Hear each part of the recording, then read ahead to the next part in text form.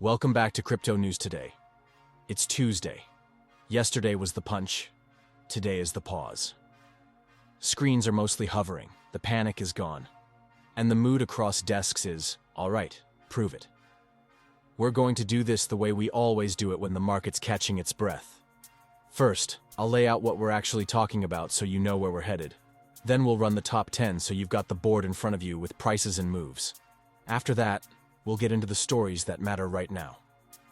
London's 61,000 Bitcoin guilty plea and the uncomfortable question of what happens if the United Kingdom actually sells. The faster, simpler path for spot crypto exchange-traded funds in the United States that helped light the wick on Monday. And a politics meets adoption moment in California, where a former Assembly Majority Leader is running for governor with Bitcoin up front.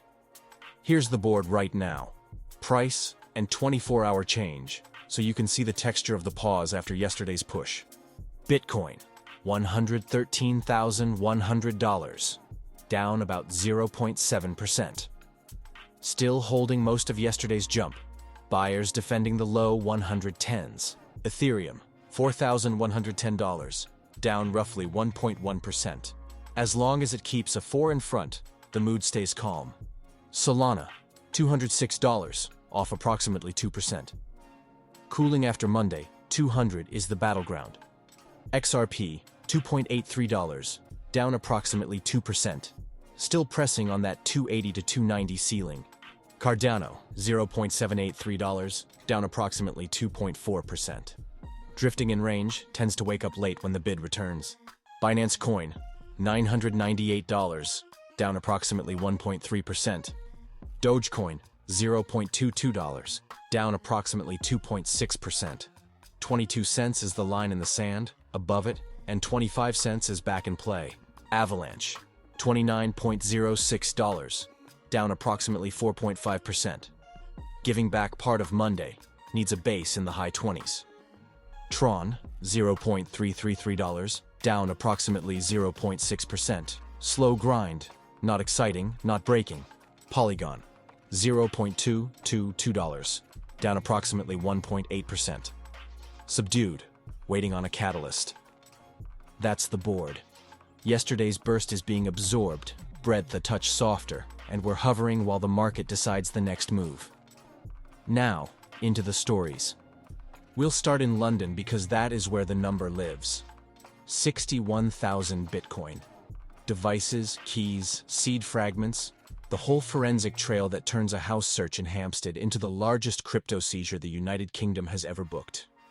The woman at the center of it, known in court as Jimin Qian, with other names in the file, entered a guilty plea at Southwark Crown Court, and with that single act, the case stepped out of rumor and into consequence. The allegation stretches back years, to a scheme that pulled in more than 100,000 victims. The chase took time. The evidence took patience. But the headline result is simple. A stash sized like a medium exchange treasury, now effectively under state control, and valued at more than £5 billion at today's prices. Sentencing will come, civil recovery will follow, and sooner or later someone will need to decide what on earth to do with the coins. Let's be very clear about the market question on everyone's mind. If the United Kingdom sells 61,000 Bitcoin, does that blow a hole in the chart? The truthful answer is, it depends entirely on how it is done. We have seen this movie before, and the boring version is the one officials prefer. Governments with large confiscations do not typically fire those coins into a public order book and hope for the best. They use auctions. They place blocks through over-the-counter counterparties whose day job is to absorb size quietly. They stage it. They price it. They minimize slippage because their mandate is to maximize recovery and minimize political embarrassment. That is not bearish or bullish, it is bureaucratic.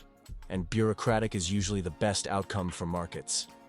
The alternative version of the movie, the one traders fear, is the rumor-driven panic, where on-chain watchers see coins moving from known seizure wallets toward exchange deposit addresses during a thin liquidity window. Then the machines do what the machines do. Momentum funds hit hedges, perps widen, and the reflexive slide is sharper than the actual notional being sold would justify. In that version, the psychology hits harder than the supply. You can prevent that outcome with discretion and time. You cannot prevent traders from scaring themselves if they see the wrong wallet moving at the wrong hour. Which is why, for the next stretch, it will matter less what officials say and more where addresses go. If you see routing to custody and to block trade desks, that is the "we're doing this properly" signal. If you see deposits landing in public venues, brace for noise, not necessarily for disaster. There's a second part to the London story that matters beyond the price. Legitimacy, in the rare, boring sense of the word. For a decade, critics said you could not police this, that the rails were too fast, the actors too slippery, and the software too clever by half. And here we are. A multi-year case, a coordinated seizure, a guilty plea, and a mountain of coins in government custody pending orders from a court. That does not make cryptocurrency polite or risk-free. It makes it governable. It brings it into the same world as the other assets adults handle when adults break the law. That is painful for a subculture that enjoyed being untouchable. It is necessary for a market that wants to sit next to pensions and insurers without making compliance officers faint. Now let's talk about why yesterday moved the way it did, and why today is allowing everyone to breathe. Access. The thing that kills crypto cycles is not story. It is plumbing. When it is hard to get exposure that fits inside an institution's rules, you wait for a story that is so big it overpowers the plumbing, and those are rare. When the plumbing improves, the story does not have to be perfect. It just has to be good enough. That is what the new generic listing standards for spot crypto exchange-traded funds have done. They have shortened the calendar, they have reduced the ritual. Instead of a 200-day gauntlet, where sponsors and exchanges break their ankles hopping from footnote to footnote, you are looking at something more like 60 to 75 days for products that meet the criteria. The details matter, but the headline is the part allocators care about. Timelines you can put on a slide without being laughed out of a committee. You saw that in the tape. Monday's push had a little of everything. A softer greenback giving risk assets oxygen, cleaner positioning after last week's liquidation washout, and a growing belief that more products and more tickers will make it from filing to bell faster than they used to.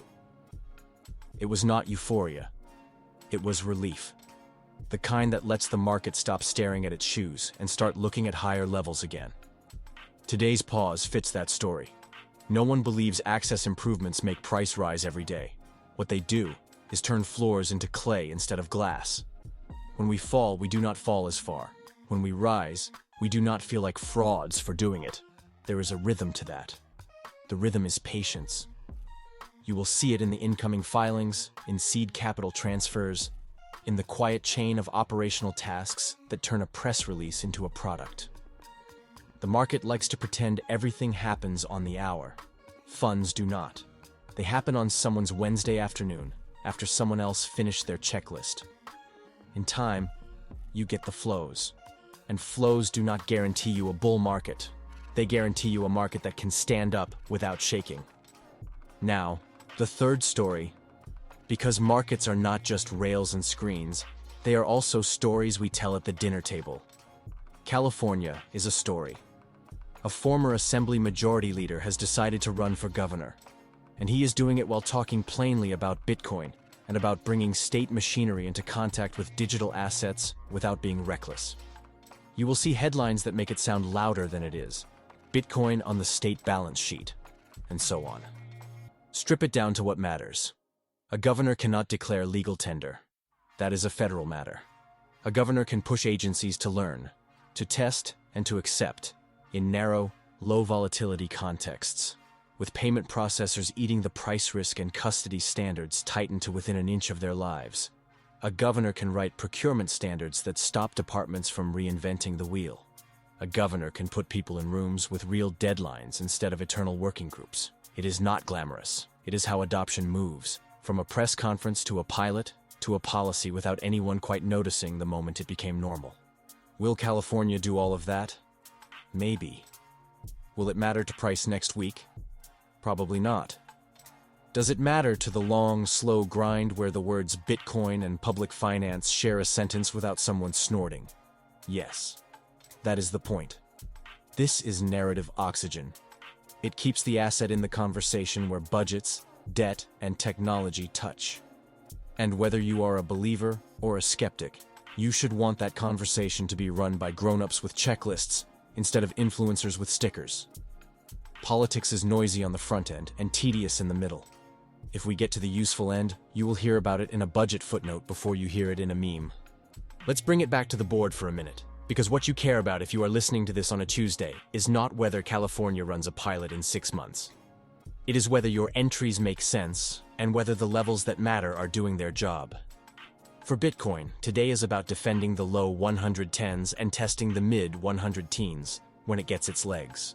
We are sitting at 113,000 and change as I speak. You do not need to be a chart mystic to see the shelf forming underneath and the lid not far above.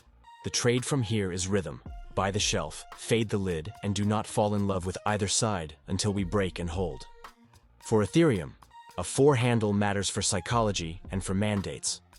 4,100 is not a moral victory. It is a line that keeps allocators comfortable. Hold it, and you get a shot at 4,200 and beyond when Bitcoin behaves. Lose it, and you test the faith of people who do not like sending emails to their bosses, explaining why the nice clean round number disappeared. Solana's fight is the 200 line it has been wrestling with all year. Above it you get the chasers. Below it you get the base builders. Neither is wrong. Ripple's XRP is still flirting with that $2.80 to $2.90 ceiling. We have said it before. That band is not mystical, but the amount of attention on it gives it power. Close decisively above it, and you change the tone for a lot of traders who have been waiting to be told what to believe. Cardano is doing Cardano things.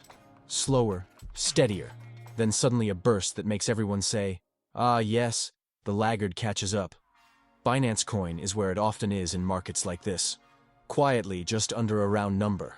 Neither thrilling nor frightening, and yet doing more work for portfolios than most people give it credit for. Dogecoin remains the most honest coin on the board. 22 cents is the line. Above it you have a clean move toward 25. Lose it, and you are back in the high teens, wishing you had set an alert. Avalanche wants to stop falling long enough to attract attention. Tron grinds when nothing else wants to. Polygon waits for builders to hand price a reason to care. What are we actually watching from here? 3 things, very simply. On-chain tells around the United Kingdom seizure wallets. You do not need to be a wizard. You just need to know the difference between a route to custody and a deposit into a public venue. If we see the former, you tip your hat and carry on. If we see the latter, you keep your head and your stops in the places you promised yourself you would use. Second, filings, seeds, and bell dates for the next batch of spot exchange-traded funds. The calendar is shorter now, the annoyance is lower, the access is better. That does not give you a price target. It gives you a sturdier floor. Third, the dollar. It is not glamorous to say it, but a softer dollar makes crypto breathe. A rescued dollar makes it wheeze. Watch the greenback the way you watch the weather when you live near the sea.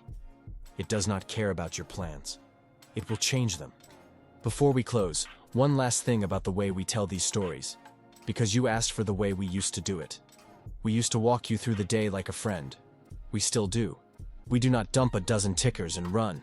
We do not whisper doom or promise crowns. We say what happened. We tell you why it matters. We tell you what to watch next. And then we stop talking so you can go and do your job on the screen with your own hands. Today, that means watching the London wallets for signs of adult execution versus attention-seeking chaos. It means watching operational signals that the next exchange-traded funds are closer than the market was trained to expect.